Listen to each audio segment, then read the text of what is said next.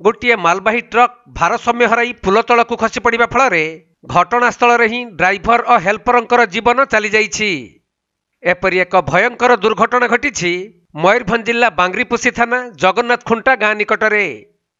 सूचना अनुसार गतकाली विलंबित राति बारिपदारू झारपुखरी अभिमुखे जाउथबा एक काठ बुझे ट्रक जातीय राजपथर जगन्नाथ खुंटा निकटरे भारसाम्य हराई सुवर्णरेखा मुख्य केनाल उपर निर्मित पुल तल को खसी पड़ा। तेबे नदी रे पानी नथिबारु पथर रे पिटी होई ट्रकटी संपूर्ण भांगी रुजी जिबा सह ड्राइवर और हेल्परंकर मृत्यु होइथिला। सेपटे एही दुर्घटनार प्रकृत कारण जना पड़ी नथिले भी हुएत ड्राइवर को आखि लगी जिबारु एही दुर्घटना घटी थाई पारे बोली संदेह करा जाउछि।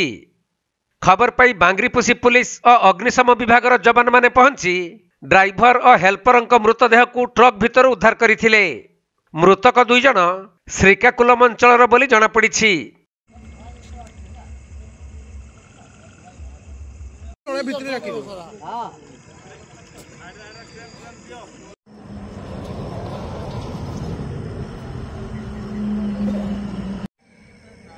मयूरभंज जिला सारसकणारू तपन कुमार दंडपाटंक रिपोर्ट, कोणार्क लाइव।